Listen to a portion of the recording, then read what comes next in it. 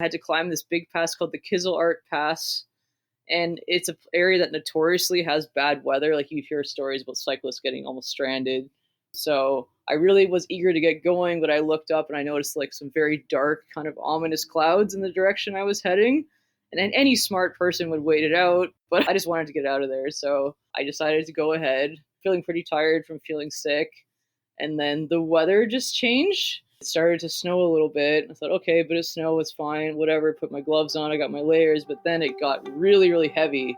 First it was like, a little bit on the ground. Like then it's getting almost up to my ankles. And I'm thinking, okay, this is not good at all.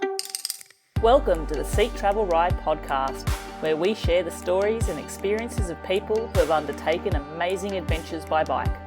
Whether it's crossing state borders, mountain ranges, countries or continents, we want to share that spirit of adventuring on two wheels with our listeners.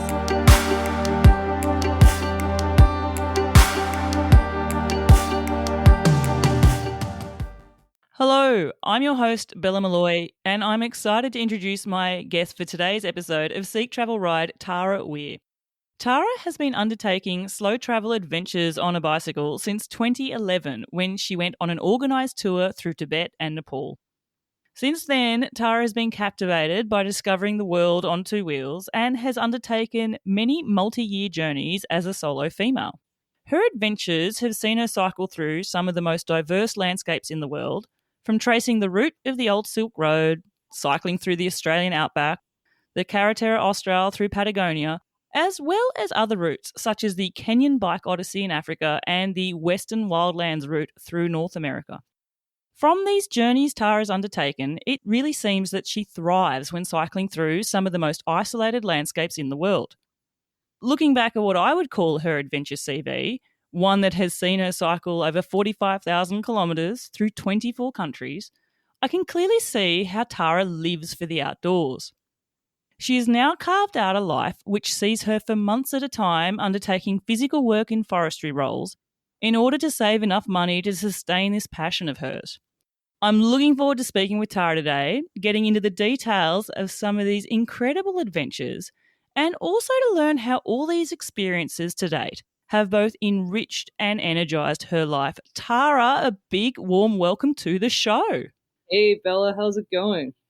It's going pretty good. I'm super excited to trawl back through your adventures because they're so vast, so diverse, and looking through your old blogs and your photos, I'm captivated by the experiences you'll be sharing. But Tara, a question I start my show with, and I ask this of all my guests is, do you remember the very first bike you ever rode? Yes, so I was a bit late to the game learning how to ride bikes. I was 8 years old, and there was this rusty old kind of like, I'll say, forest green bike at my grandma's place. And I basically decided I wanted to learn. So it had training wheels, like every bike that a child's trying to learn on. And I just would do circles around my grandma's front lawn, I'd say for hours and hours until I eventually got it. And when those training wheels finally came off, that was a pretty big moment in my life. And I pedaled to the corner store, which is about a kilometer away. So yeah, that was a big deal in my life, getting to ride that little green bike. I can tell, just like even remembering where that first journey without the training wheels was. Like, you remember? Do you remember what you bought at the store when you got there? Oh yeah, way back in the day when things were actually pretty cheap. I remember you could fill up a little paper bag with little sugary candies for about $1. So I ended up going with my parents, got a whole bunch of these little, I think they were called sour keys. And that was my reward for making it to the store, which seemed like, an epic journey across the world to get to. It is amazing, isn't it? Like our sense of perspective when we're young on two wheels. The kilometre journey may as well have been one that as an adult would take us 5 hours to do. I'm always laughing. Have you, Tara, ever been somewhere where you were only once that you have memories of as a child and then you've returned to that place as an adult? And have you had that perspective where you've gone, oh, I thought this was bigger than what it actually is? Definitely. I remember even just going to explore. I grew up in the city of Toronto, just exploring like these little markets that seemed like a big journey super far away was really, it just seemed so vast to me. Like just to go around this market felt like it took all day. And then going back there as an adult, it just seems so small. just so strange to go back and see that. It was called Kensington Market, and it had like a bunch of food stalls and just seemed like the busiest, craziest place. And going back as an adult to just not even the same place at all. So strange. It's almost like we live in a different world as children, which, that's fine. It's all perspective, isn't it? And as I mentioned in my intro, Tara, you've done some amazing journeys. I often feel sometimes an introduction can do a disservice to a guest because you condense what someone's done that's taken years and has so many multitude of experiences in them, and somehow you can fit it into a handful of sentences. A lot of what you've undertaken has been on two wheels, but I do just want to quickly give you a massive congratulations. You have just finished a 100-mile, it's like over 160 kilometers, ultra running race. It was a Zion 100. Thanks so much. Like, it was a big goal of mine.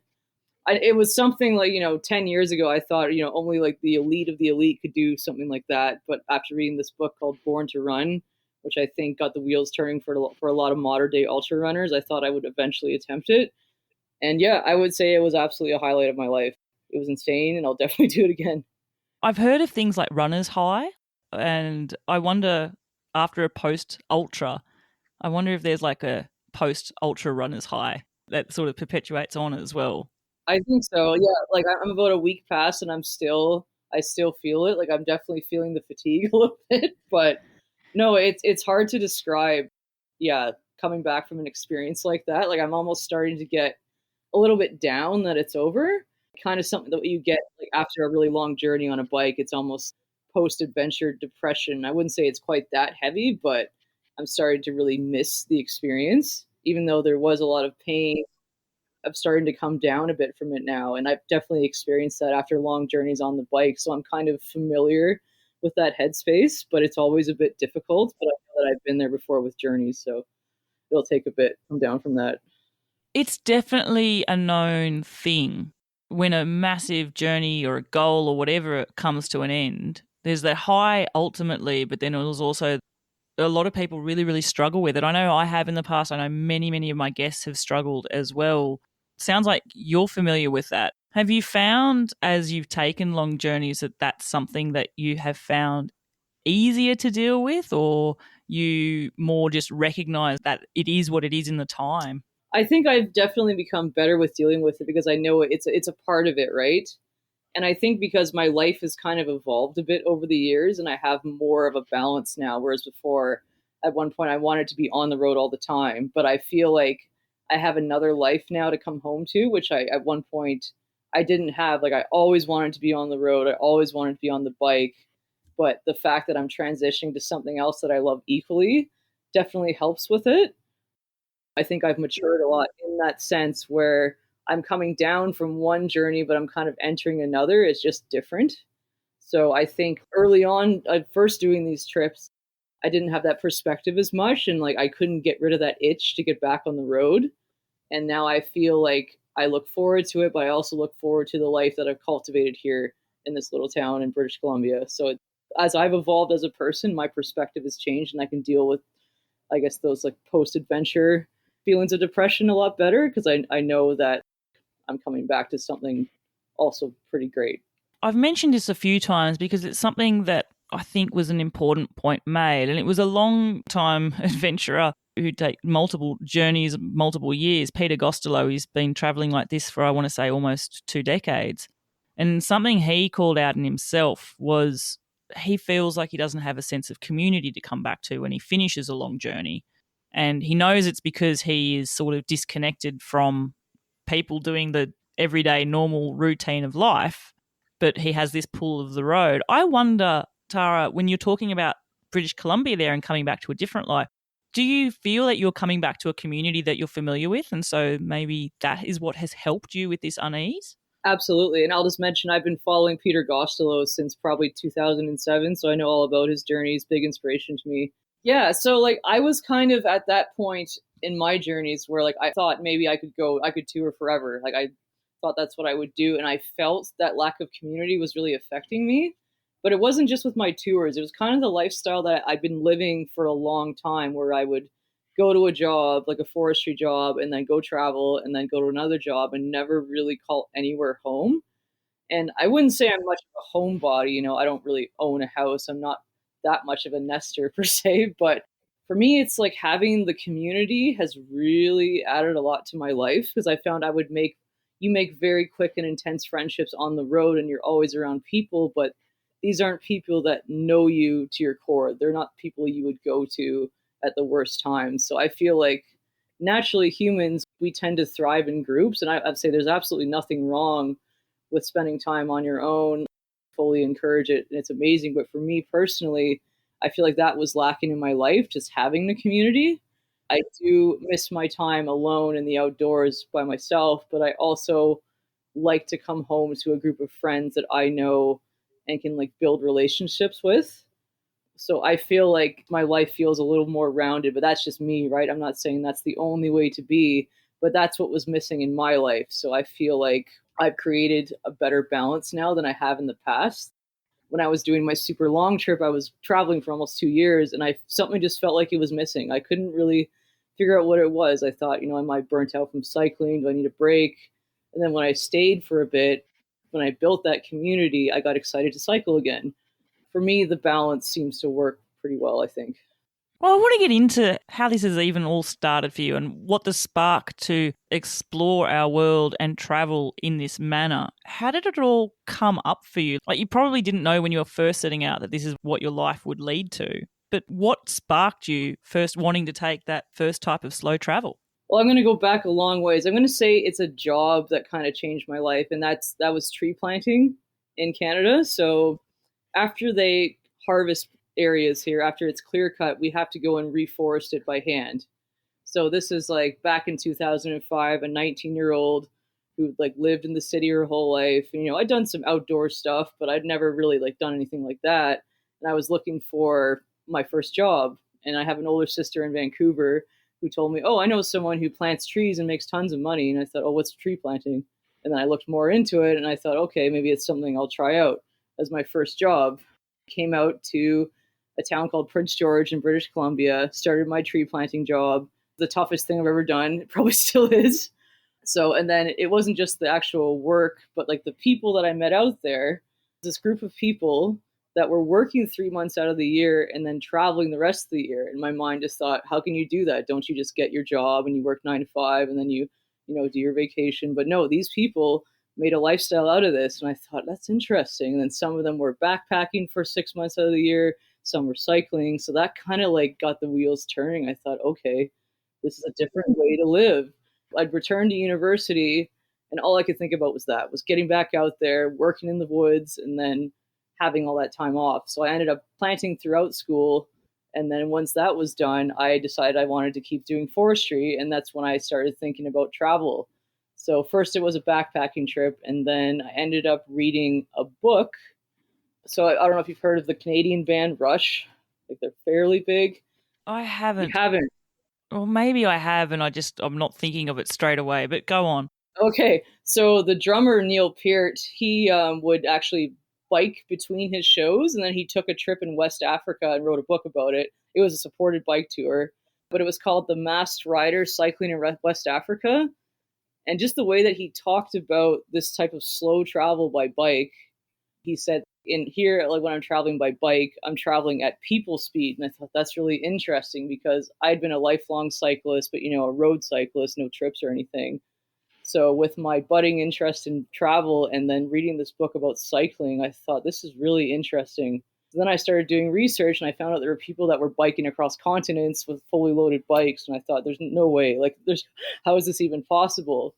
So then I kept researching and researching. And then eventually I got led to a book called The Adventure Cycle Touring Handbook that talked about countries that you could go to and recommended bike routes and then gear. Yeah, that's kind of what got me started, was like coming across that book. Gosh, it sounds so cliche, and you've never looked back. Yeah. Your journeys have definitely evolved, and I feel you can't travel in this way and not evolve and transform as part of it, because your experiences change you, your perspective will grow and broaden, and then also just through experience, obviously, you take different gear, you optimize, and if I look at photos that I've seen of yours, Tara, from your very first big long expedition to how you travel now, I can see those changes have taken place for you as well. Yeah, like how I carry my gear, you mean? Definitely. That has changed. Because you have transformed your setup a little bit, haven't you, in the last, I would say, what, couple of years? I have. So I kind of fell for like the marketing of bike packing because I guess when I first started traveling, bike packing wasn't really the buzzword. It was touring, fully loaded touring. You hear this thing about bike packing. I'm like, oh, what's that? Suddenly there's many more little bags instead of the four big ones, two in the front, two in the back. And then because I was doing more off road, I thought, okay, I'll see if I can like buy into this marketing hype a bit and see if changing my setup helps a bit. For the Western Wildlands route that I did back in 2019, I did end up switching my setup a bit. So I ended up getting a frame bag, moving my small panniers to the back, and having a bunch of small bags versus like the four pannier setup. And I did notice that it helped with the handling a little bit.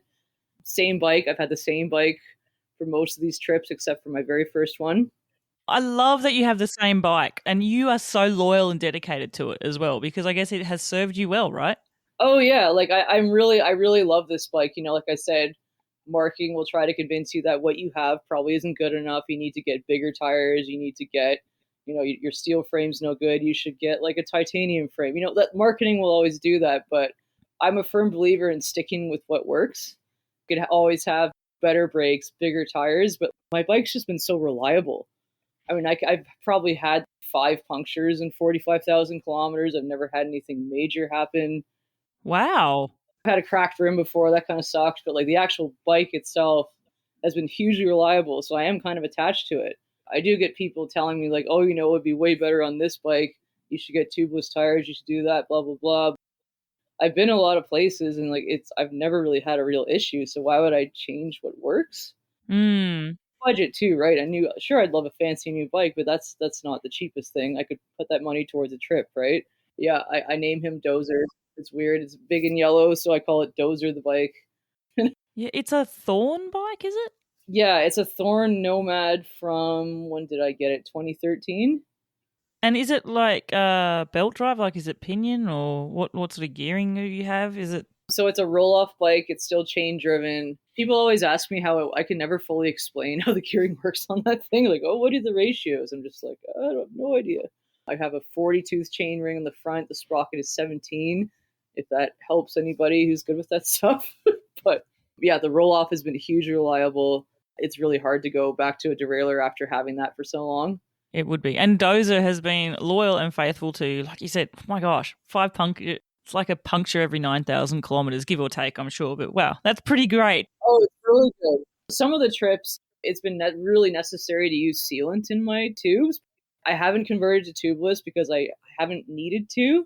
Some of the areas I've been to, like Kenya and southern Arizona, it's thorns galore, and you'd be basically screwed if you didn't have sealant. So I recently discovered the last couple of years that putting sealant in bike tubes has worked really well for me. So I highly recommend that. I know tubeless is kind of all the rage now, but like it's worked for me because I like to stick with the setup that I know. So that's definitely been a big plus.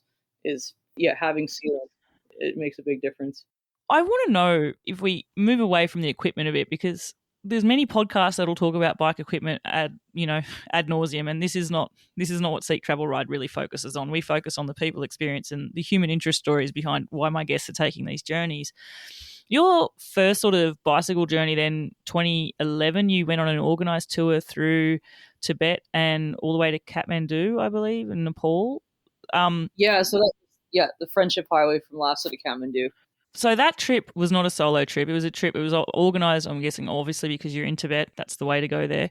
That was sort of sparked through an image that you saw of, I think it's Yamdrok Lake in Tibet. You saw a photo of it and you were like, I need to go there. Yes, so we were talking about Peter Gostelow recently because it was his photo in this, I think it was the second edition of the Adventure Cycle Touring Handbook that I saw. And it was him sitting with his bike facing this piercing blue lake, like the most incredible photo of a lake I've ever seen, that inspired me to go. And I thought, where is that? I need to go right now. I was so inspired by just this one photo of his that so that's how I got to know who Peter Gostelow was. I was like, oh, wow, like what else has he done? He's obviously been to some pretty cool places. I've seen this photo. I know this photo. Peter sent it to me because after I interviewed him. And I'm assuming it's the same photo because it's definitely the same lake and it's Peter and his bike. He's not facing the camera. He's facing the lake. That's right. Yeah. Oh, It's an awesome photo, everybody. Yeah, it is. It is. It really is. I often say to my guests, what you've done is inspiring and will inspire others to do something. This is the classic case in point. So you wanted to see that lake from seeing the photo and you got yourself to seeing the lake. Was that then your first very introduction into loading gear onto a bike? You were on an organised tour, so were you still travelling with luggage at that point, or was this just more a point-to-point sort of semi-serviced sort of trip? So you can kind of say that that didn't really count as my first touring experience because by Chinese law we had to hire a guide and a driver, and I guess Peter was probably lucky that he got to go there right before the lockdown started, and they made it mandatory that you couldn't travel independently in Tibet. Like it was always a bit fuzzy. I know that you could I heard of people sneaking through checkpoints at night, but when I went in 2011, it just wasn't possible. You just had to hire the guide. But yeah, so that was a fully organized tour. We had our driver carrying our gear. But shortly after that trip, I did 3 months in Southeast Asia, and that was kind of my first self-supported trip. But I mean, Southeast Asia touring is pretty easy going. I think I had 2 rear panniers, and that was it. Staying in guest houses, never cooking. So a very chill introduction to solo touring, you could say. Chilled introduction, but that's not a bad thing. It's a stepped sort of change, and I can now see clearly the progression you've made to where you are now. You obviously like doing the thing, otherwise you wouldn't keep going this way. And I wonder, you were sparked to go to Tibet through an image that you saw. Have a lot of your journeys and the routes that you've chosen to take, have they been sparked by images you've seen or things you've heard about that you've wanted to see for yourself? Or is it just more a curiosity of totally not knowing about something and wanting to discover it in this way?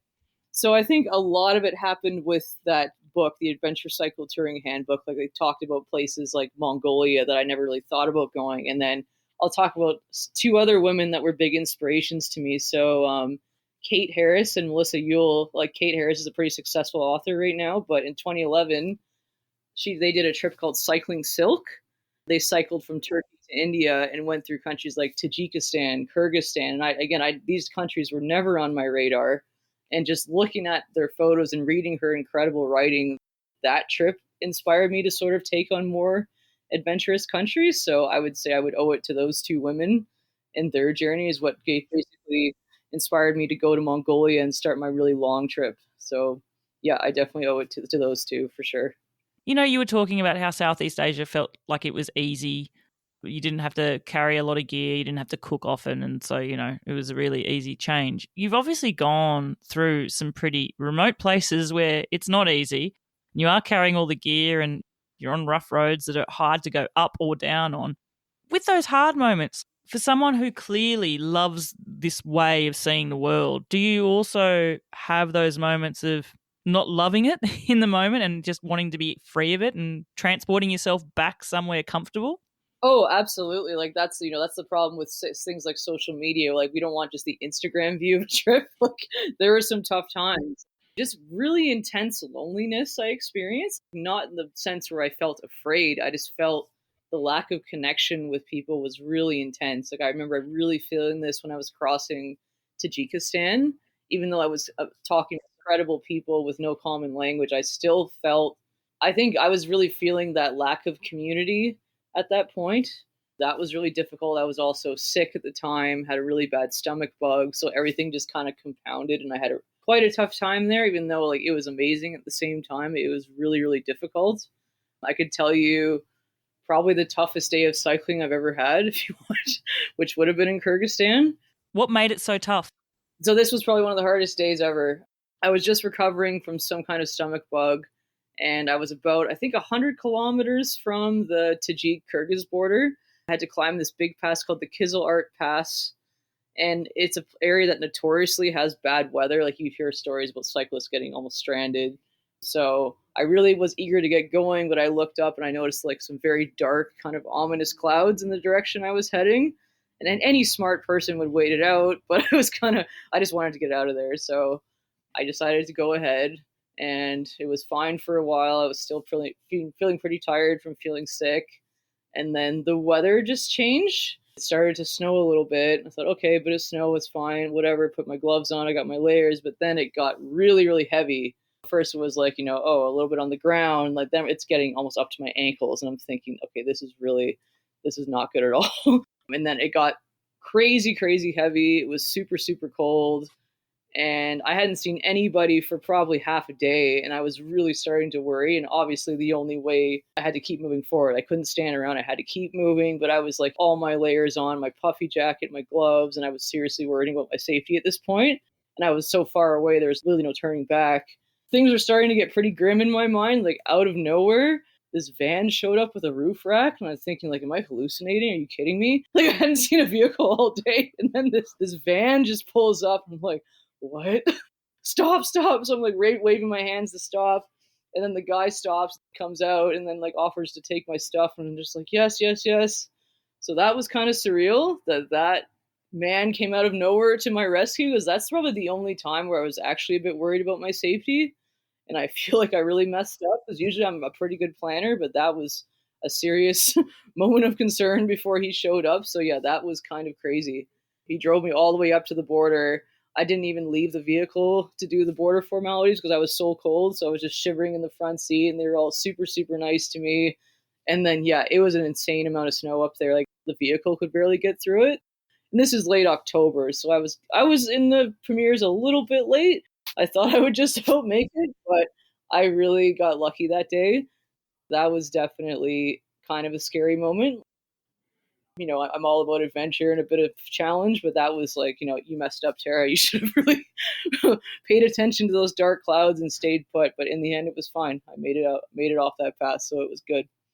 I imagine that you've taken so much learning from that as well. It doesn't sound like you do things unprepared. You were talking there about you embrace adventure and embrace challenge. I came across a quote of yours, something you've written, which is about taking journeys solo. And you said, when you are solo, I believe that travel becomes more challenging, more raw, more real without someone by your side to provide a sense of familiarity. You are forced to give yourself 100% to the unknown. Like, that's a case there where a stranger did come to assist you, but I guess it's that the unknown, the challenge, the adventure, you have to rely on your own self and your own abilities to problem solve the challenges that have come your way, don't you?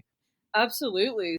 It was weird. It was almost like a point of pride. Like, I felt like I almost felt embarrassed with myself that I wasn't planned, because I am kind of a chronic planner. It sounds a bit crazy. Ooh, interesting. Funny, I know some cyclists, they don't want to follow any routes, they just want to make it up as they go, but I'm the kind of person that likes to plan ahead of time and sort of know what I'm in for. Like, I'm that kind of traveler, so like I might not be the pioneer to make the route, but I'll kind of do the research and follow behind, but still make it my own, if that makes sense.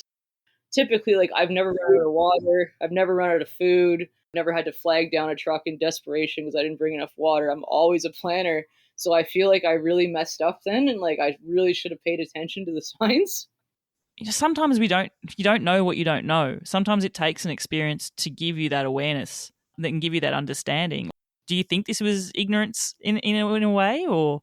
I guess when you're in a mountain environment, you have to be prepared for anything. So it could have gone from sunny skies to crazy amounts of snow within hours. That's totally possible in the mountains. So I guess in that sense, I shouldn't be so hard on myself. But just the fact that like I knew something didn't look right, I could see dark clouds on the horizon, and I'm thinking, okay, I'm climbing a really high pass. Probably not a good idea, considering it's the end of October and the weather's getting a bit sketchy to begin with. So I think that was just jumping the gun a bit. But no, absolutely. Like, sometimes you can do everything to plan, and then things don't go your way. Like I said, if you're in a mountain environment, you have to prepare for all weather extremes. So you could have all the gear that you own, and then all of a sudden you find that you're freezing at the top of a mountain pass. But there is a bit of preparedness in that sense. But yeah, like, sometimes it's true, you really can't prepare for something like that. You just have to be resilient and then use the tools that you have to the best of your ability. And obviously, coming with the right gear is very important, and that all comes with experience. So I think that day was a bit of both. It was a bit of me not paying attention to the obvious signs that it might not be a good idea, and then just being at the mercy of mountain weather. So I think it was kind of a mixture of both, really, when I look at it. I know I mentioned I don't want to bog down into the gear choices here, but you did take a while to come to the decision to take your longer tour through along the Silk Road. I think that was that in 2015? Yep. And so there was a lot of planning that went into that. I know you had taken tours before that, obviously. It wasn't like you had done nothing in between, but you knew you were going to go away for a long time. And so you did a lot of planning. Was there then, with that mindset of I've tested some gear, you build on the experience, were there a lot of gear changes that you were making to set out to the areas that you were going to? Because the Silk Road route, it's an amazing route, but it is taking you to some of the most challenging remote places as well. We're talking about high altitude mountain passes, we're talking about searing heat and deserts and very isolated regions at time too. So I'd love to know how a planner like yourself plans for a route like that. Well, this was actually it was different than any tour I'd taken before because I'd never done any actual camping on a bike tour before this one. I'd done plenty of camping for my job. So for tree planting, I'd done long distance hiking. So I was familiar with that, but it was the first real expedition tour, you could say. Again, it was going back to that book I'd call the Cycle Touring Bible, the Adventure Cycle Touring Handbook of recommended tents and then gear choices. It was a lot of stuff that I would normally take on a hiking trip, but I got a lot of little extras, a wash basin, stuff like that. I almost took way too much. I remember I took 3 pairs of shoes, which just seems really, really excessive. I had a laptop.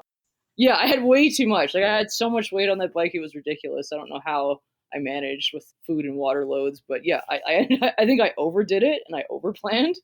So I actually got rid of stuff as I went. I was going to ask, did you get rid of things as you went? What was the sort of stuff that you shelled and got rid of then? You lost a pair of shoes along the way and stuff like that? I went down to 2 pairs, just sandals and riding shoes. I had this Ortlieb foldable wash basin that wasn't super bulky, but I just didn't really use it. I just thought it was kind of a waste of space. I had Gore-Tex socks. I know that people swear by and think they're great. They just did not work for me. They would barely keep me dry and they would just stink so much. I couldn't just having those things stinking and drying on the back of the bike. I just couldn't deal with them. So I got rid of those. I think I had 2 sweaters and I thought, why do I need 2? Just take 1 and just extra off the bike clothes for casual use. And I realized, no, just 1 pair of pants is fine, not 2. So it's just frivolous little things like that I got rid of. And yeah, since then I've dramatically reduced my load. I don't know how much I was packing then, easily 60 pounds, 70, way too much. Yeah, so we're talking sort of 30 plus kilos on the bike, which through that type of challenging terrain, yeah, wow. I do want to go into the details of some of that trip though, because it is a magical journey that you went on. I think of the landscapes that you took yourself to, and I was looking at the photos on your blog. Actually, a shout out. I know it's an older blog, but for people that want to see what we're talking about now, what's the website that they need to get to? And I'll link to it in the show notes. It's followmargopolo.com, like Marco, but the play that it's a woman, Margot Polo. Again, it's very outdated. I haven't updated it in 4 years. I also have Instagram at follow Margot Polo, which I don't I'm really bad with social media stuff. I put more effort into my articles now. I don't update nearly as often as I should, but those would be the 2. I had said I update Instagram a little more than the blog, but the blog is still there just for the past trip. So that'll have that entire Silk Road trip on it. Do you ever look at it just to remind yourself sometimes of what you've done? I haven't in a while, but I feel like I should. Now that we're talking about it, I'm kind of feeling nostalgic and I'd like to go back there. It's because I'm a different person now. And so much has happened since then. I feel like I've just grown so much and my life has changed so much since then. It'd be interesting to go back and read through all those things because I still keep journals. I might not blog actively, but I always write on every trip, just personal journals. It's a really therapeutic thing for me to write and get my feelings out. And I know that it's only for me. So while I'm not really super active on social media, I really like writing articles. I really like journaling. So that's something I'll definitely keep up for every trip. Your writing's beautiful. You have a great way with words, and I've read a few numerous number of your articles there as well, which I thoroughly encourage our readers to seek out as well. I wonder then, for that journey, knowing that you are an intense planner, what were the things that you were especially looking forward to? I think Just the really remote stretches of the trip, the sections that in the books they'd almost warn you, like, don't go through this stretch without a map or a compass, make sure you're well prepared for this. I was the most excited for those stretches. And then, of course, like me being the planner I am, I over plan. I have several, I had several GPS tracks, I had notes, I had everything. So I was just the really remote parts. It's hard to explain. It's almost like when you're there, you can't wait to leave because you're almost afraid that something might happen, but you're so excited to be in the moment and experience those big landscapes alone. At times there's a sense of urgency to keep going, and then other times you're just so, it's like I've never experienced mindfulness like I have in those landscapes, just being by yourself in a huge mountain environment in a big desert. You're just really, it's just so powerful. It's just hard to describe. Like, that's what keeps bringing me back. Those stretches I definitely look forward to the most. And those kind of required the most planning and diligence, just to make sure I didn't run out of food, didn't run out of water. And like, I'll always encourage riders to try out those really remote landscapes, but it's important to be able to know and be aware of your own abilities in terms of your own stamina, because it doesn't matter how fast you go, but you got to make sure, like, can you get 70 kilometers and carry enough water or carry enough food? Like, are you able to make it through that stretch? So I think planning for those sections, I think, are more important than anything else, just to make sure that you have the stamina and the ability to carry enough supplies to get to the next resupply point. I think it's super important for remote areas like that. It's almost like you want enough stamina to carry too much with you, that you over-prepared in a way that you really got yourself to between supply points then having to ration down. But then also, I guess there is the balance that you've got to, everything you put on that bike is extra load. So there's sort of like this perfection of a scale, isn't it? Of like, I want to be prepared, but I don't want to overdo it. But those big, vast landscapes, I always feel selfish because when I get to run a podcast, I ask the questions that really interest me. And I have to say, the landscapes that interest me on that route, the big one there is Mongolia. Oh, it has my soul. And I don't know whether it's also the perfect mix of this big, open, vast landscape mixed in with a culture, a nomadic culture as well. Like, that is the bones of that country. I really want to know what it was like during your journey through Mongolia, and love you to take me there, Tara. Oh, absolutely. So it's definitely one of my favorite places. As I mentioned, like, this was the first trip where I was really wild camping and doing that on my own. So I remember my first night out, I came across a ger. I was actually nervous to camp by myself. So I thought, like, okay, maybe I'll see if anyone's in there. And like, maybe they'll let me camp by their tent. And I couldn't speak a lot of words of Mongolian, but I kind of gestured, like, to put my hands together in a triangle like a tent. Sleep gesture, like, can I sleep on the side of the tent? And it was a woman by herself, and then she invited me into her ger. A ger is like it's like a yurt, but in Mongolia. And she basically, like, made me a bed for the night, and there was no communication, but just the way that this woman just kind of moved about inside. I watched her cook, prepare the fire. Just so amazing to experience her life just as an observer.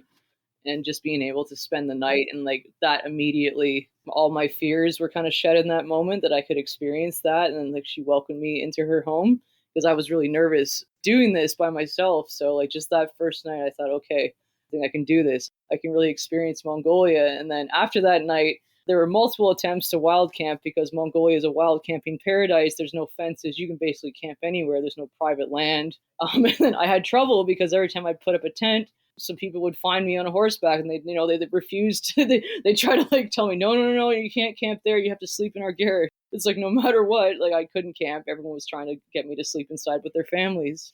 That went on for most of the trip.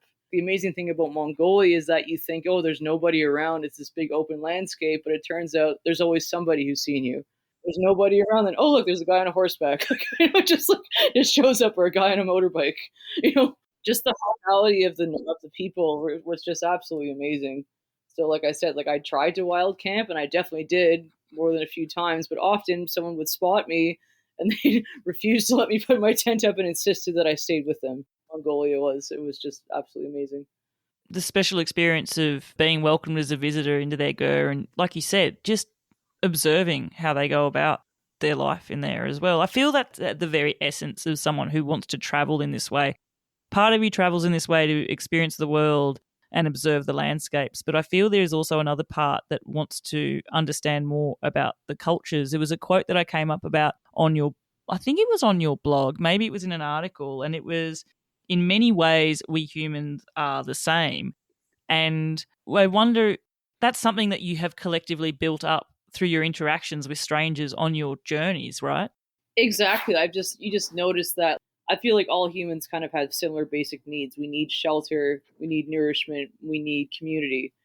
And then like you meet people that have almost nothing, and you could see that it's hard to pass judgment when you're just like the observer and like the tourist coming through, but they seem like they were content, like they had what they need, even though from a Western perspective you'd think these people are living in poverty. They don't have a very great house, they like don't seem to have a ton of food, but it seemed like at our core, as humans, we all just need a lot of the same basic things. And I think like a lot of that gets sort of distorted living in a more like capitalist type society where we think happiness is success in a career, it's a big house. But I honestly think that these things like don't give us happiness to our core. So just seeing people that had almost nothing, that seemed to be very connected, very happy, makes you really look at your own culture and think. I look around and think, do we need all this?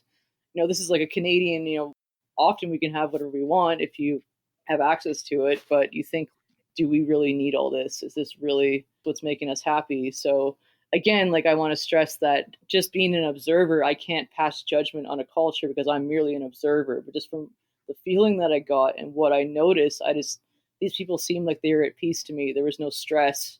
It was just really, really nice to see. And I think often like we get too caught up in a lot of capitalist desires here. We're stressed at work. We're stressed about things that in the end don't really matter. I think community, roof over our heads is really all we need, I think.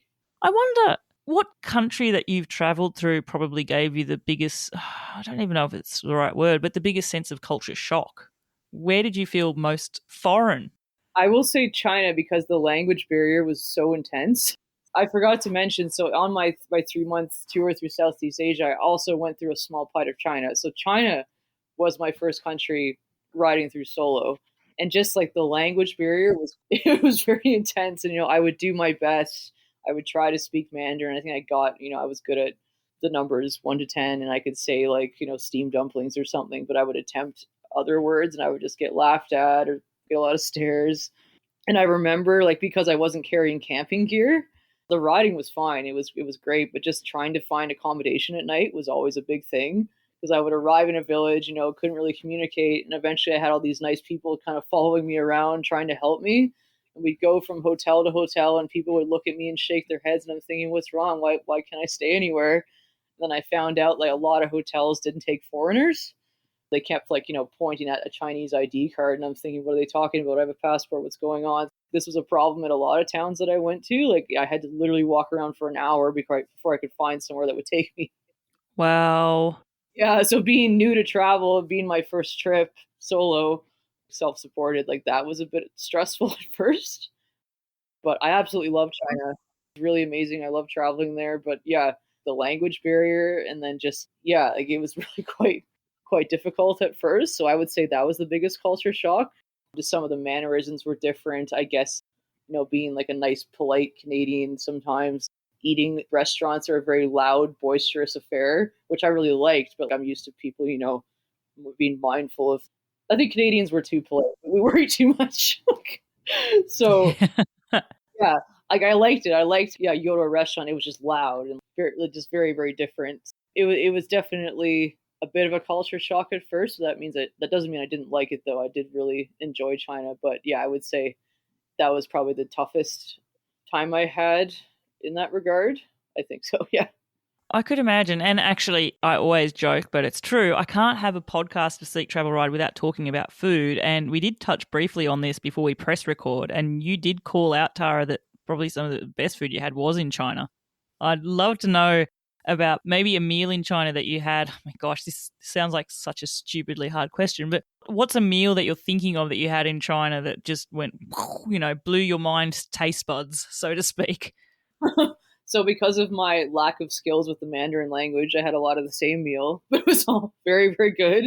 It was a lot of like fresh noodles with a bit of like a spicy kind of Chinese 5 spice cilantro broth. And like there was a lot of pork. So if you eat meat, there's a lot of that. Just really fresh, really delicious noodles, steamed dumplings were a favorite of mine. And then there'd be like either meat or vegetables inside. So I ate a lot of those two things. That was all I could say.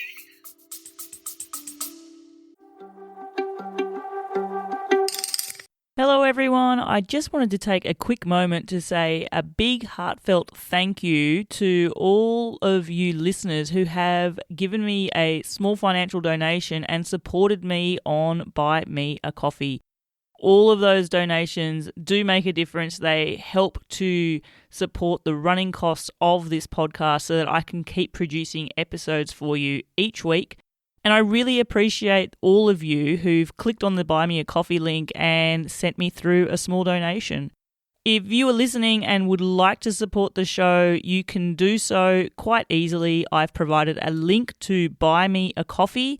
You will find it in the show notes. If you click on that link, and you can choose to buy me a coffee, which again is just a small donation which helps towards the running costs of the show. Thank you all so much. Okay, now let's go back to the show. Yum. I mean, I love steamed dumplings. Did you have the ones that are... I've had ones, these have been made for me in Australia, such a tangent, but they were always ordered and they've sort of got like soup or broth in them, and I've never known how I'm meant to eat those because it's like you bite it and all this hot fluid just ultimately just fills your mouth and burns your tongue. Did you come across those there as well? Soup dumplings, no, I never did, but I heard about them later. No, I didn't. I wish I did, though. They sound pretty good. Yeah, I bet you the right way to do it is, I don't know, is it like to pop it and let the broth fill the bowl? I'm not sure. Such a tangent, but all of a sudden you've got me hankering for some good Chinese food. It's not like the Chinese food that we experience in Canada. I'm not sure what it's like in Australia, but like Canadian Chinese is like its own thing, and I like it. But the food I had there is, oh, it was so good. Some of the best food I actually had like was in Tibet on that Friendship Highway tour. We happened to be touring with an Italian guy who was living in China and was fluent in Mandarin, so he knew exactly what to order. So we had all such good food. Spicy beans with ground pork, rice, like really good stir-fried dishes, like just, oh, so Yum. good. Yeah. I'm getting hungrier and hungrier. I'll have to change the topic. We were talking about culture shock, and being in China was such a culture shock. But you also, on your journey through the Silk Road, you also had what I would call reverse culture shock. I can't remember where you took the flight from, but you landed in Athens. You'd come from Central Asia into Athens, didn't you? And it was sort of like a really stark contrasting difference of life as a traveller in both different countries. And it wasn't that the Greek people weren't friendly, but it was just very, very different.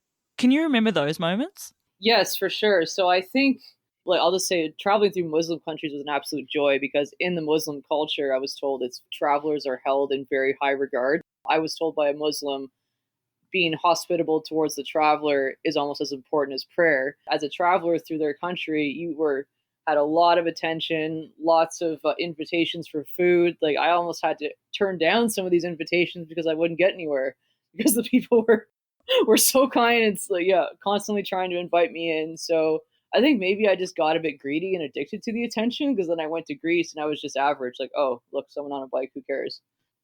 I think it may be just like coming from a country where like everyone was just so over the top social and curious, and then suddenly no one wanted to talk to me.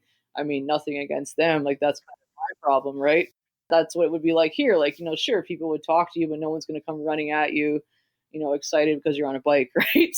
But I guess because like I was just really enjoyed those interactions and I suddenly didn't have them, it was kind of hard. But then you could also say it's sort of my fault that I wasn't putting in the effort. So I wasn't taking the opportunity when it might have been there. But I think like I was just feeling lonely at that point. Like I really just needed the human interaction and the fact that like before I didn't have to work hard for it and now I sort of did. So that was almost like something I was going through internally. Like it's nothing to do with Greece or the Greek people. I think it was me. I was at a point in my journey and I didn't realize it then where I was starting to really feel a little bit lost, like a bit of that aimlessness. Some say it's the point of diminishing returns where things aren't maybe quite as thrilling as they used to be. I think it was a mixture of that and then just being in a culture that maybe wasn't quite as open as the Muslim cultures that I was in. But like, I don't think that's anything against the Greek people. I think it was really the point that I was at in my journey, and it was me, it wasn't them. I could totally appreciate that. And I think I've definitely had guests who felt the same sort of just when their journeys come to an end. and they've sort of just come back into life on its own. Actually, it's different to that, but I remember when I was speaking with Steph Devery, and she had landed in Paris having been evacuated by the military from Sudan via Djibouti. And she sort of said when she cleared the airport out at Paris and left Charles de Gaulle, it was just she blended in, and all of a sudden she wasn't this traveller on a bicycle that everyone wants to look at, and you weren't doing this thing, and for Steph it was more that she wasn't experiencing the 10 days of being in a war zone or something. It was more that she was back to normal life, blending in, and that was really a harsh reality for her as well, which I could imagine different situation in your case coming from, Central Asia into Greece, but again, just that element, you do just blend in. And I guess when you talked about feeling lonely in that moment as well, I guess nothing can make feelings of loneliness sort of go away from you when they come during a long distance trip. But do you find you have ways of sitting with that loneliness and being comfortable with it? That's a really tricky one. I think because now, like I said, my life is different, and in the bigger picture, like I have that community to always come home to. So if I do experience loneliness on a current trip, I sort of think about what I do have on the other side of that trip. When I was in Greece, like I didn't really know what I would be going back to if I left cycling. So it was like that kind of feeling of aimlessness set in.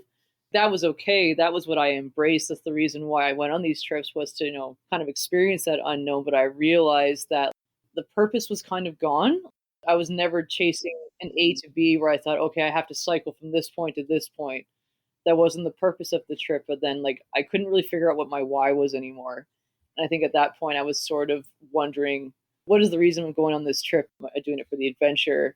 Am I getting away from something? Like, why am I doing this? So I think now, if I do a really remote trip, or if I have those feelings of loneliness, I know that it's only temporary, and I have that support system at home that I didn't have before. But it's a bit complicated because I was all about self-reliance and independence, but it just felt like something was missing, like something felt hollow at that moment, and it didn't last forever.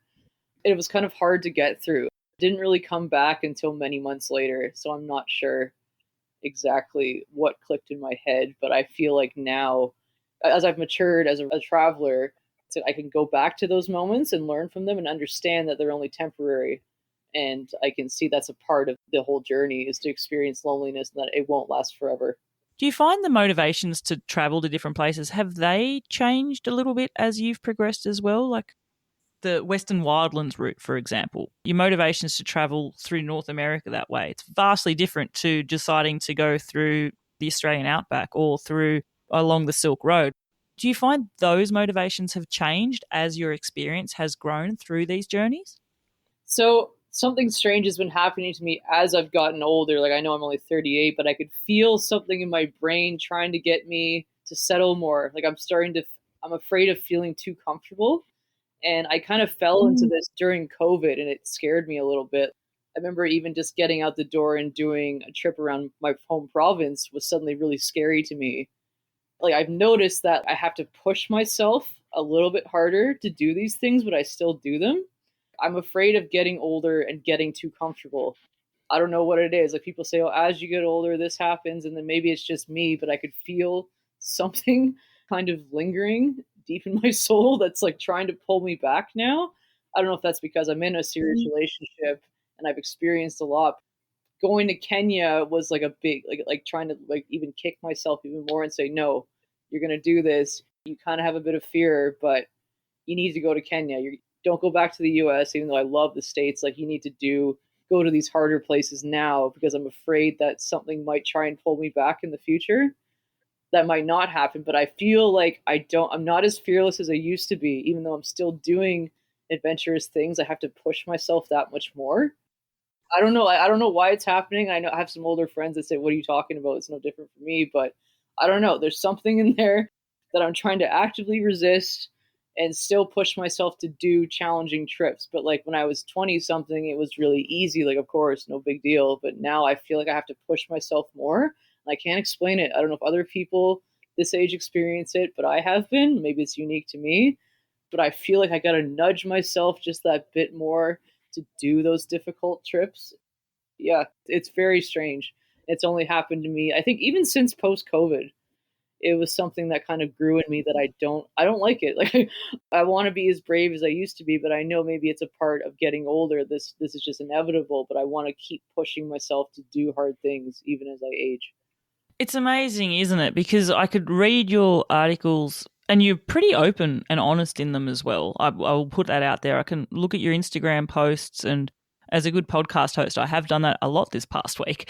But I can look at that and see the adventures you've taken. And I, as an external outsider looking at that, Tara, I look at you and I go, wow, what another fantastic example of a empowering solo female doing these things, going to places that so many of us feel too bubble wrap protected to even think of taking on. It's a reminder to me that it's more than just the photo or the words. It doesn't mean that you don't feel fear in the moment when you're there as well. It's just you have still got the push to put yourself into those situations as well, and to be uncomfortable with the unknown in a way, in a total foreign environment. Absolutely. Yeah. Like that's the thing. I think I do have problems with social media in that regard where you don't really get the full picture all the time. I appreciated, Peter Gostelo's chat with you because he talked about those feelings of aimlessness sometimes and wondering what's my why? Why am I doing this? And I appreciate when cycle tourists or those taking big adventures show their vulnerabilities as well. I think it's really important. But everyone experiences fear. I think it's just how we choose to channel it in our minds. You experience it, but like, how will your brain deal with those feelings? Are you going to blow it up in your head? Are you going to direct it in a positive manner? So fear is just a part of the human existence. If you weren't afraid, you'd be killed in the past. Hunter gatherers, you all have fear, but how do we direct those emotions? And that's something that I've been able to do better as I've matured as well. Like in the past, I always told people my biggest fear leaving on these trips was my bike breaking. They're like, "Are you afraid of animals? Are you afraid of people?" I said, "No, I'm afraid I won't be able to fix my bike because I'm not a confident mechanic." I've even matured in that regard where like I'm still not great, but instead of panicking and freaking out, take a deep breath and say, okay, one step at a time. There's no rush. I have a trusty app that has pictures that shows me how to fix things. I say to myself, you will get through this. There is no rush. Whereas in the past, I would have done it because I had no other choice, but just the fear would kind of seize and take hold, and I wasn't able to direct those emotions in a more productive way. But I feel like now I've tried to be a little more stoic about it, not the way where I don't feel, but I allow the emotions to pass through and I accept them. I don't demonize myself for it. I don't get angry at myself for feeling them. So I feel, but I have a better way of directing them and putting them to good use. I think that's something that I've developed with age. I've become more mature in dealing with that stuff. So maybe that's why, even though I said I still have those new fears of putting myself out there, I can draw on past experience and I can see how far I've come in that regard. And that helps to calm those fears down a bit. There's no shame in being afraid. It's human. It's all about how you use those emotions and like how you decide to go forward with them. Do you find it's random when you felt the fears and vulnerabilities? Like, do you find that you reflect back and sometimes you look at something and go, wow, I did that and I was fine that day, and maybe you're doing something that's almost identical, but then all of a sudden it's fearful for you? I'm trying to think. So I did have I don't know if it was fear, but I had a bad experience in Kenya. Mm, Yeah, that I'd like to talk about just because. So like I know like a lot of solo women worry about like sexual harassment is a big part. definitely. Yes. Hand up, I worry about it. I worry about it, whether Yeah, I yeah, should or shouldn't. But I think it's yeah, important to talk about what happens when it comes up as something that we've been fearful of. And yeah. you had a bad experience in Kenya. I'd like to dig into that. I did. So Kenya, like I really enjoyed it. And right away I fell in love with the people and the way, just the calm nature of everyone I encountered. Like everyone just seemed, no one was stressed out, there was no rush. Like I really enjoyed the nature of the Kenyan people. And then I had this unfortunate encounter with it was like a hotel owner. He came to my room one night and then he started asking me, if I had a husband and I had kids, and I said, oh no. And he said to me like, oh, stay in Kenya, we could fix that. And that just kind of it was like my inner calm was just broken. I thought, what did he just say? Like, it's almost like I'd forgotten that that kind of behavior was a possibility. I came into Kenya totally fearless, thinking, oh no, I'm never going to have this problem here. It's no big deal. But it's like I forgot that that's something that could happen to solo women. So it's like it almost wasn't fear, it was like a deep anger that kind of happened when he did that. And then, yeah, he started to question me a bit more. And I eventually just said, you need to stop this conversation right now. It's inappropriate. And then he stopped, luckily. But just like he was just the predatory nature of that. It was almost like a moment, how dare you talk to me like that? It was kind of like a fear, but it was more anger. It was something that I had totally forgotten about that could happen to solo women. So I felt like so naive. It's like, what did you think that, it'd be nothing, everything would just be perfect and that couldn't happen again? That was difficult to go through that just because I feel like the guy, he ruined the calm that I experienced there. Like he suddenly ruined my image of Kenya, but that could happen anywhere. It's not just, this is going to happen in this country, because unfortunately I know quite a few women that have had bad encounters. Mm. Yeah, it's a complicated one. It wasn't like I forgot to be afraid. It's like I suddenly was just acting naive that something like that couldn't happen. I'm happy with the way I handled it, and I would encourage women to do the same thing. Don't be afraid, stand your ground. Of course, like, avoidance could be something that you could practice, but I was just sitting in my room. There's nothing I could do about that. I would always encourage women, like, don't have fear, but be aware of your surroundings. And if someone's acting inappropriate, you stand your ground. You tell them to stop. And this man obviously knew that I was angry, and then he did stop. So, yeah, it was a weird one. It was a weird one. Yeah, when I think of that situation, Tara, I think also of you're in a vulnerable situation there, aren't you? With the hotel owner, you're in your room, he's come up to you, and I could imagine the anger that you're met with. And then obviously that then clouds the rest of your experience as well.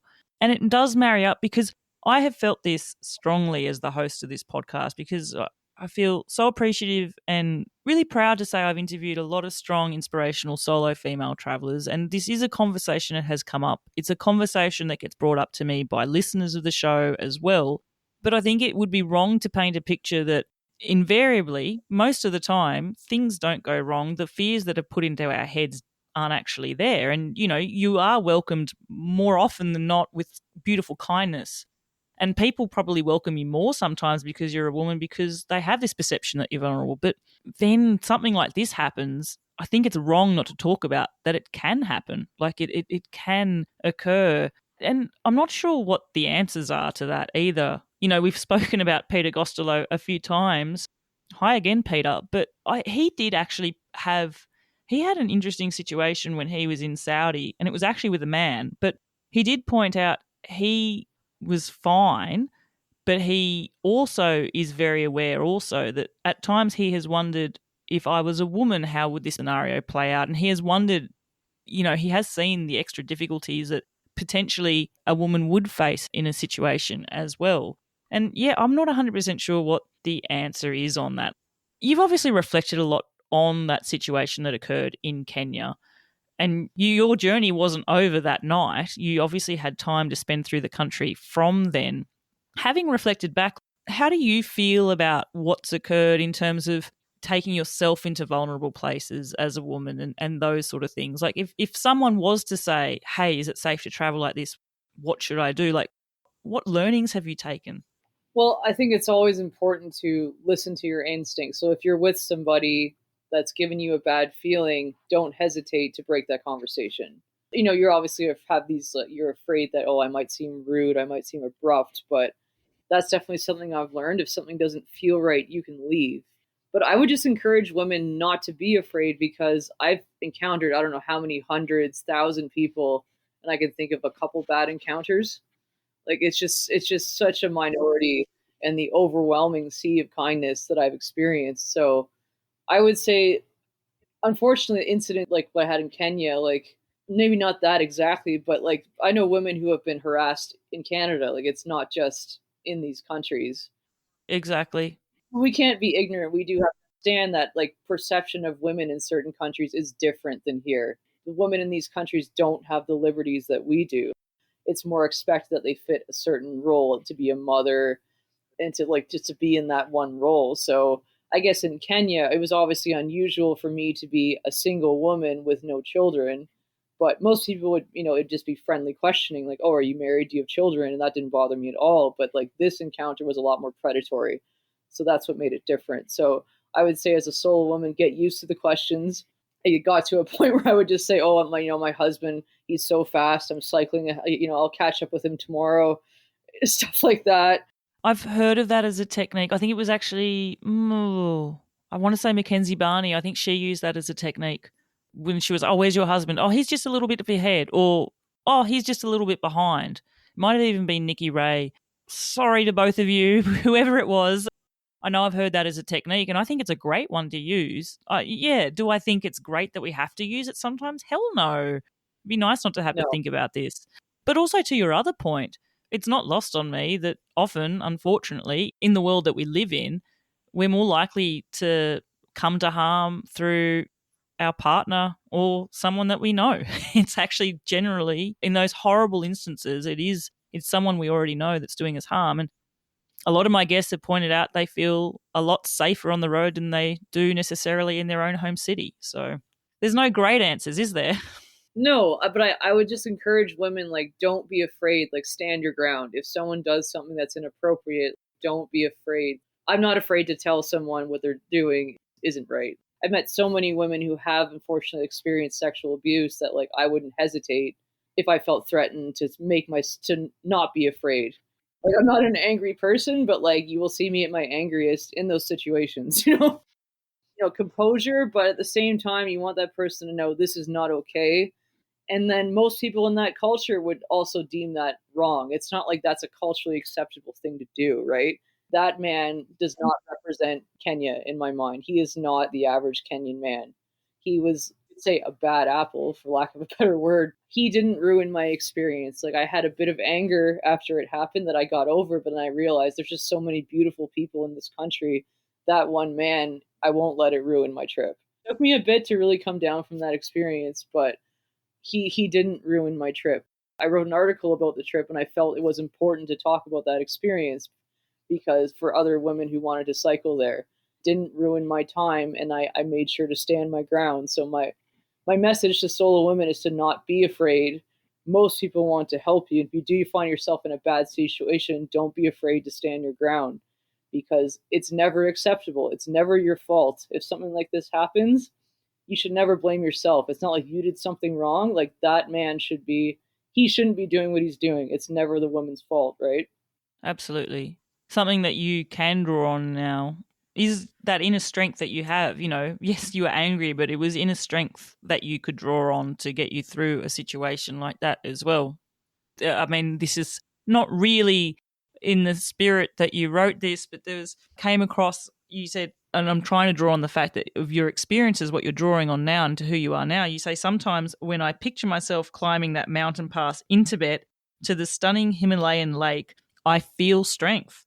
And in my strength, I find bikepacking. And it's interesting, like you can draw on moments of strength now through all of these trips. I think that's so it's empowering in itself, isn't it? That you can look back at moments of adversity and see strength in yourself. Absolutely. And that's how we grow as humans. Like it's to me, that's part of being human is to experience struggle and to like just to overcome that. It's a great feeling of satisfaction and like it's part of the human experience. I think a life without some struggle is a dull life in my mind. That's how we grow as people. We experience adversity. And I think putting ourselves out there in the elements in foreign countries does that. You grow as a person, you experience a new culture, and at the same time you get to further understand your own culture. I got more education from these trips than I did from any course, any school. It's something I would encourage of anyone is to go out and take challenging trips like this. And I know it's certainly a privilege, though. It's not just something that anyone can do. And I'm very happy that I've chosen a life that allows me to do this stuff. But I've definitely grown from these trips. And it took a lot of introspection to be able to just to understand my own self and my own thought processes when I went through these challenges and how I dealt with them then versus now. So I'm really happy with how how far I've come in that way. So it took a lot of work on myself personally to like thrive in these challenges, because in the past I would have been overwhelmed, and though I got through them, I feel like I could steer my emotions better. I don't know if you call that mindfulness or stoicism, but it's taken a lot of work on myself, but like these trips have definitely pushed me in that direction.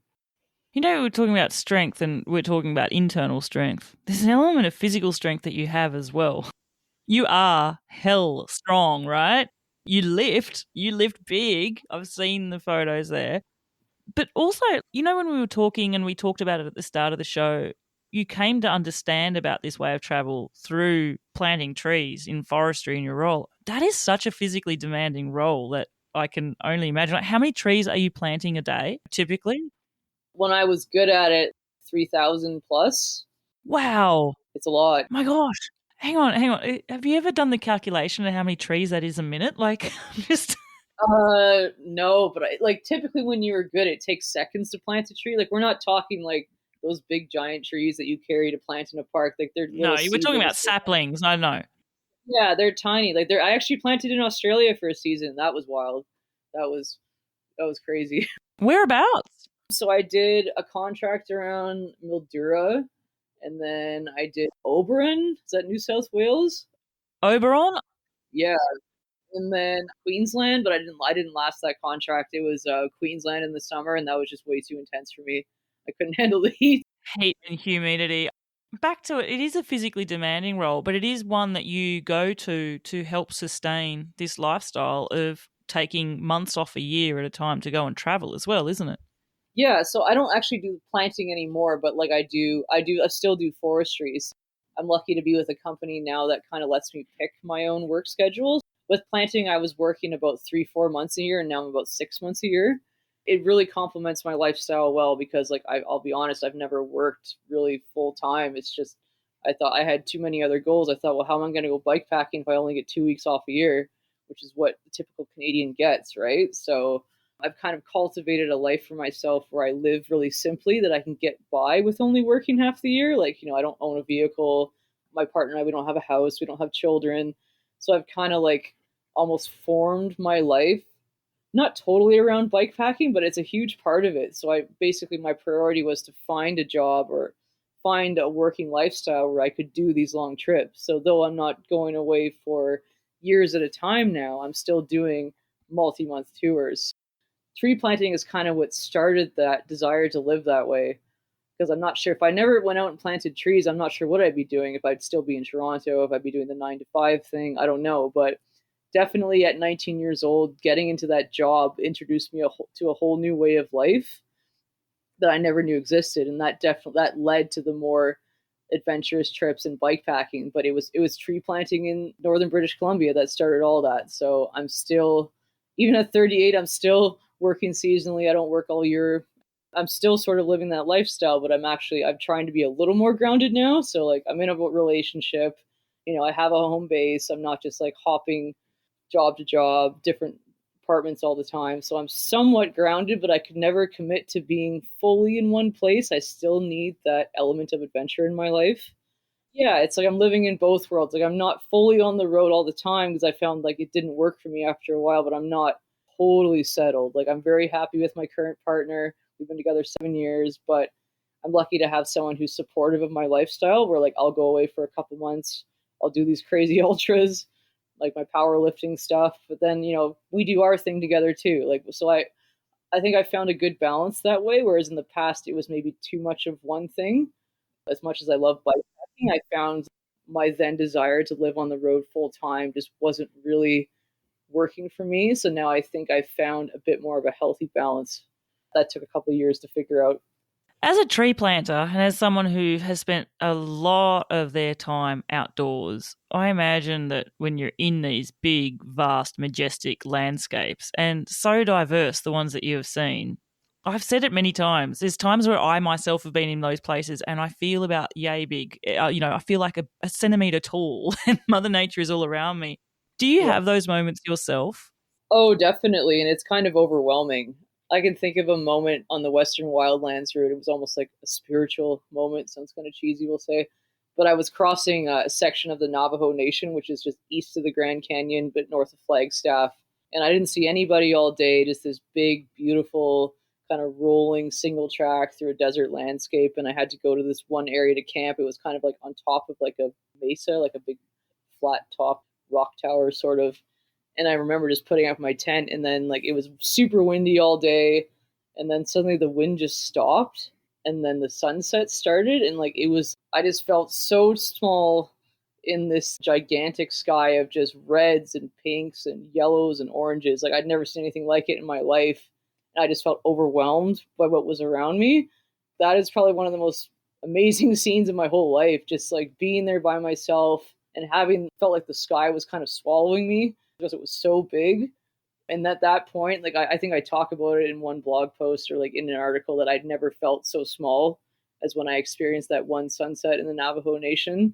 So moments like that are why I keep doing it. You're like kind of giving up yourself to the world. Like you feel vulnerable, you feel how small we are, and like you realize that we're just tiny specks in the grand scheme of things.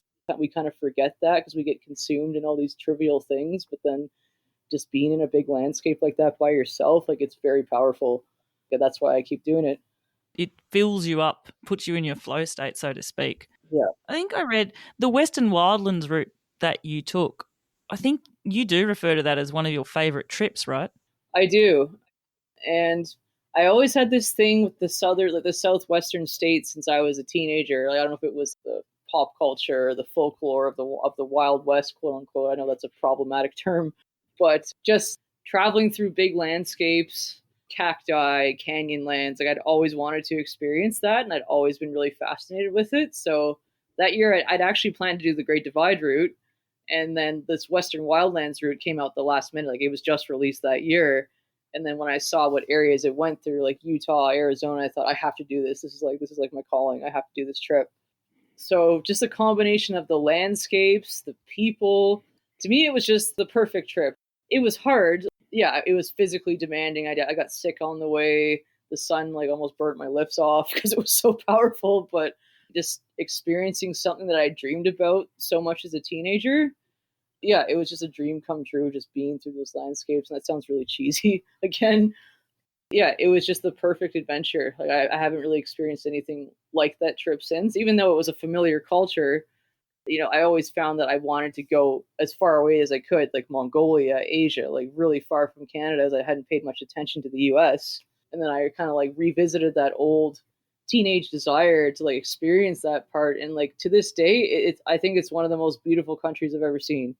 We don't want to say that it's like, oh, it's just the US, it's just, our neighbors. But I still think you're hard pressed to find as much scenic diversity as you do have in the United States, and just some of the most amazing landscapes, endless wild camping, beautiful dirt tracks. I could keep returning there. I think there's so much potential for bikepacking there. And yeah, I do think that remains like one of my best trips. Like it's probably like my most favorite trip, even though culturally it was familiar. I was just so enchanted by the landscape. Yeah, it was, again, sounds cheesy, but the first time I descended into this big valley full of saguaro cacti. Like I love cacti. I absolutely love them. I almost cried. I was just like, oh my God, look at all the cacti. It was a really big thing for me. I got so excited when I saw them. So I'd only seen pictures of them, and they're gigantic. Like, I don't know how high they are, like 10 feet. I don't know. They're huge. So seeing a whole valley full of them, it was just, wow, this is so cool. I still get excited when I see them. It was such a great trip. So yeah, I could keep going back to the States. I think there's so much to see there. Yeah. So yeah, that was a pretty big highlight of my touring career, let's say. Can I just say I have looked at the images from that trip, and I can see 1,000,000% why you say why you reflect back on it so fondly. Those landscapes, they're all landscapes that would make me feel like a centimetre high. They're amazing, and they're so different. And it's amazing just how much it changes along that route.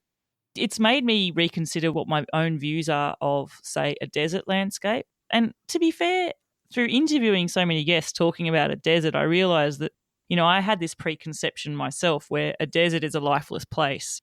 And I feel like slowly that preconception I formed is peeling away, because there is life to be found there, and just in different ways. And, the wildflowers or the cacti or the little creatures that do somehow survive. I imagine also, Tara, just thinking about it, you would have had some magical starry skies without any light pollution and stuff in these places too, right? Oh, yes. Like that was one of the most, yeah, that was incredible to see. And to just like like having the silhouettes of the saguaros, like, yeah, it was just, yeah, it was special for sure. Are you the sort of person that does return back to a familiar place? Would you actually bike pack the same route again? I would, but just because of like the amount of time and money that it takes to go to these places, I'd probably rather go somewhere different. I want to keep returning to the Western US. Like there's definitely more routes I want to do there.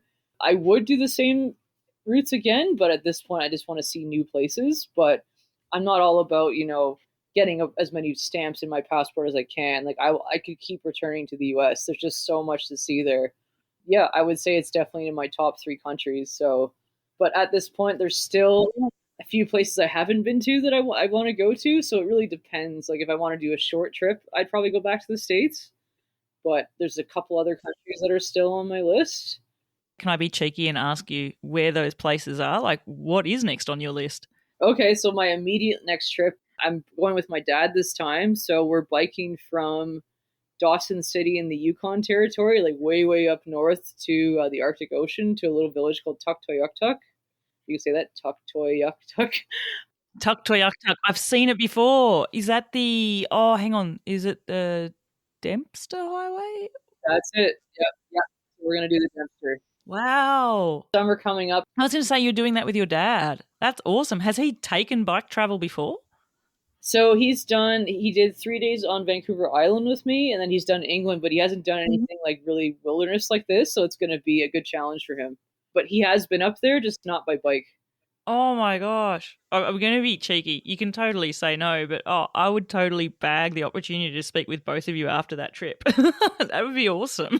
Yeah, for sure. I'm down. Now, is that an area that you have to be mindful that you're going to be plagued with like heaps of bugs and mosquitoes? Oh, yes. But I definitely have experience with bugs from being working in the bush, as we say. Oh, yeah. I mean, it depends because the drought's been so crazy up here. Like, we used to be plagued with mosquitoes, but we're finding that the bugs haven't been that bad just because we've been unseasonably dry for a couple of years now. So, like, it'll work in our favor, but obviously it's not good for forest fires. So we'll see. Are there any little techniques you've come up with other than, bug spray and fly nets? Like, I'm one of those people, Tara, that seems to attract the mosquitoes. I'm everyone else's natural repellent. So I'm particularly invested in this answer. Oh, that's funny. So at work, we doesn't sound very comfortable. We just wear stuff that bugs can't bite through. So I remember seeing my coworker wearing like a big a hood, a big thick sweater in the middle of the summer. I'm thinking, why are you wearing a sweater? It's 30 degrees out. Then I figured it out. Oh, the hood on your head so you can't hear them, and then the material thick enough so they can't bite through. So that Wow. sounds awful, but that's what I do. So if I'm sitting at camp and the mosquitoes, are just attacking me on all sides, I will have a bug net, like a head net, because they're pretty annoying. But I'll literally just wear something they can't bite through. So something thick enough, whatever that is, a rain jacket, a sweater. You're sitting there sweating. This whole conversation, it's reminded me just randomly. It was actually previous guests, and they're Canadian as well, Viola and Jeff. Hello, and they were in Bugland, and they're somewhere where they were crossing in Canada. And Viola didn't have long pants, and I think she went, and the only solution she could find was, we would call it glad wrap in Australia, like cling film, plastic film, and she put that over her legs, like between her ankles and her pants, because just to cover the skin. Oh. Oh, the extremes we will go to. Oh yeah, like I know some people say drink apple cider vinegar for a month prior, and they won't go near you. I've never actually tried that. I think you just have to kind of shut your mind off. And again, like I don't really use bug repellent. I don't like that. Yeah, I just wear a sweater, and it's 30 degrees out, so there's no great way of doing it. Tara, a question I've started asking all my guests recently, and I feel you have told me many individual days of your trip, but I do want to overtly ask you this question anyway, and that is to tell me about one day of your trip. And you've taken so many, so it can be from any of the trips that you desire. It could be from the Western Wildlands route. It could be maybe somewhere cycling on the Karakoram Highway on your Silk Road journey. It can be wherever, but I would love you to just take my listeners and myself there to that day, to those moments, and what you were feeling in that time, if you could. Yeah, so I will go to day 2. of cycling in Kenya because it's the first time I saw giraffes in the wild, and that was a pretty big moment. So I left this really nice campground that was at Lake Naivasha and entered Hell's Gate National Park. And I was told by several cyclists, like, not really worth it. You got to pay to enter. Don't even bother with Hell's Gate. Like, it'll be better elsewhere. And I thought, I might as well try. Maybe I will like it. And then I think I saw the most wildlife on, like, more wildlife on that day than anywhere else on the route. So like I remember just biking along and there were other tourists on a bike, and then I just turned to my right and there was a giraffe right by the side of the road.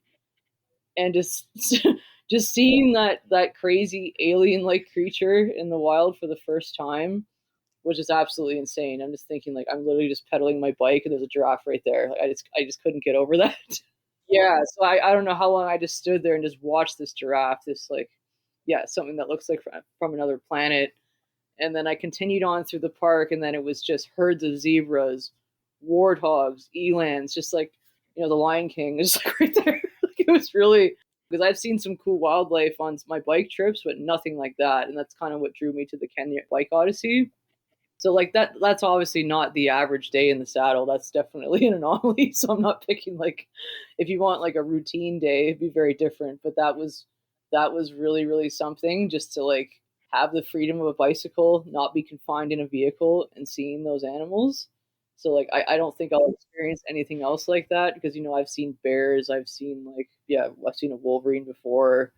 I've seen like guanacos in South America, but to see like a giraffe from the seat of a bicycle, that was really quite something. Yeah, that was amazing. Wow. I mean, I've seen a giraffe. I think I was really small and it would have been at a zoo. I'm just trying to think, like, you a description of them, an alien animal, and you're sat on a bike, but I could imagine you'd be craning your neck looking up at it. Wow. Did it check you out as well? Like, it was eyeballing you? Or? Oh yeah, it would just like kind of drop its neck, its little beady eyes, just looking at me. It was just, they're just so funny Wow. looking. Yeah, yeah, it was wild. I could have just stood there forever just watching this thing. That is so cool. I'll never get over that, seeing a giraffe for the first time. It was like seeing a kangaroo for the first time in Australia. I know they're like probably rats to you, but That roos are so unique, aren't they? They're amazing. Actually, I must just say though, they don't have good night vision. So for a nocturnal animal, it's a bit bizarre. So if you're ever cycling at night and you've got lights and a roo looks at you, they will be blinded by your lights. And unfortunately, they're obviously blinded by car lights, which is why, unfortunately, there's quite a lot of them that you see not still living dead by the side of the road. But they are unique creatures, aren't they? The way that they bound along. It's so, yeah, so I unique, love isn't it? them. I know you see them. It's like for us seeing like moose or deer, like, yeah, yeah, yeah, they're there. But for me, it was like, oh my god, a kangaroo, and like, yeah, yeah, yeah, there's a lot of them. But for me, it was it was always exciting to see them. The sizes of them vary so much too. Like the big male bucks, like they're huge. Those male roos, like they're over 6 foot tall, and they are fit. Like they look like they're Oh yeah, powerlifters. But did you get the pleasure of seeing like a little baby Joey as well? yes, I did see one in a pouch. Oh, it's so cute. Yeah, I love kangaroos so much. Never got sick of them. Never got sick of them. No, I do love them. They're quite cute. Oh, I love wildlife. And my goodness, I'm just again like that moment that you had there, eyeballing a giraffe. What a unique experience. And like you said, not from a vehicle, from your bicycle seat. That's so awesome, Tara. I absolutely love it. Gosh, I do need to wrap the show up. To my listeners, I'm going to be providing links to Tara's old blog and also to her Instagram. And I'll also seek out some of the articles that she has written about these routes as well and link to those as well. Because if you're interested in the backstory of my guests, I always definitely encourage you to check out their beautiful work as well. It's not just the photos. And Tara, I've said this a few times and I said it to you before you press record. You have a beautiful way of writing down your experiences that really resonate deeply. And I feel a lot of our listeners will read those words and it really transports you to what you were feeling and thinking about at the time as well. As I do wrap up the show, though, there are 3 questions I finish with, and I ask them to all my guests. The first one is music related. So I have a Seek Travel Ride music playlist. It consists of one song chosen by each guest, and they choose a song to be a soundtrack for their adventures.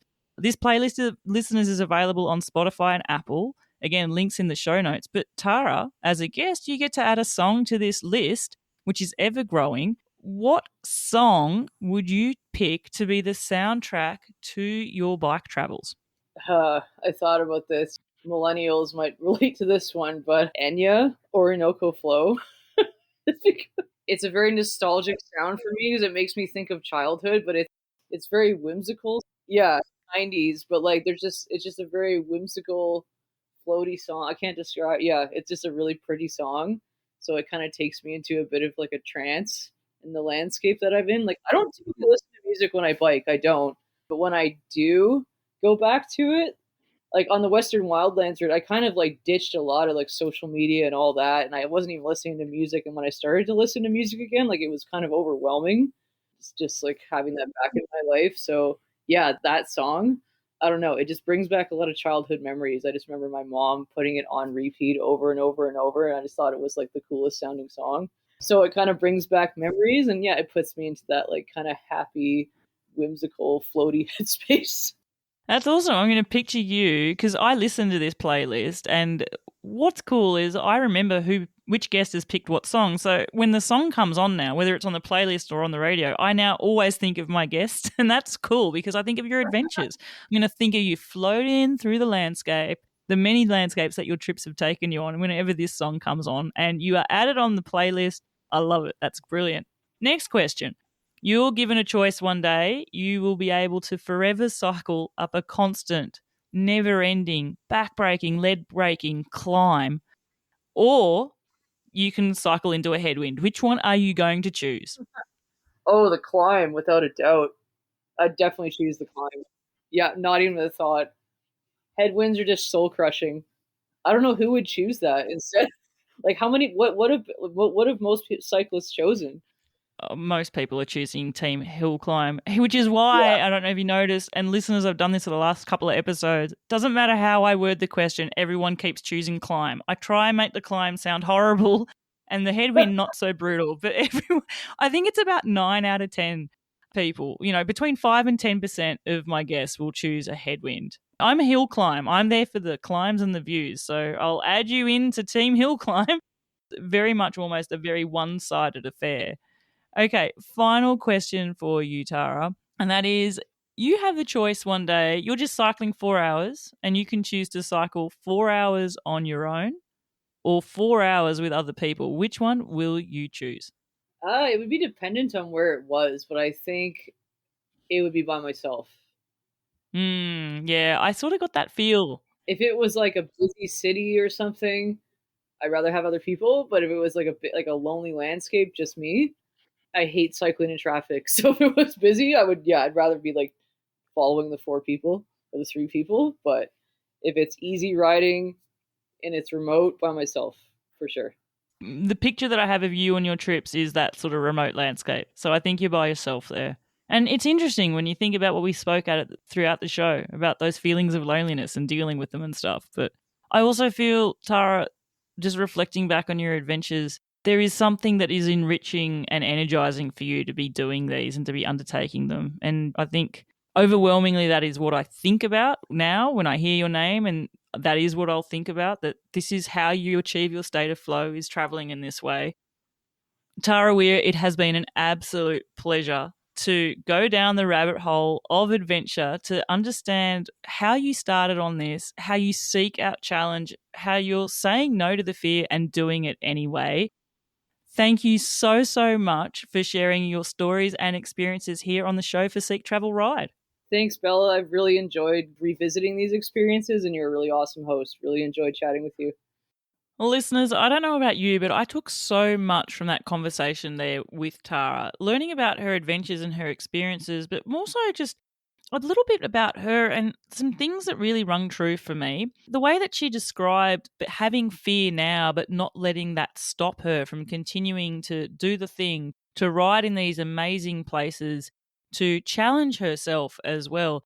It's something that I think potentially stops more of us than we'd like to admit. And so I'm going to try and channel that little bit of expert information, get from her experiences to understand and acknowledge that the fear is there, but to also decide that, you know what, I'm not going to let that fear dictate the experiences and the adventures that I will allow myself to go on too. There was also, and I realized I did this a lot in the interview, I came a lot of so many amazing quotes from Tara's writings. And there's one that I didn't include during the show, which I think really sums her adventures up so much. And I wanted to share it now. And that was, when I travel, I want to feel the world around me.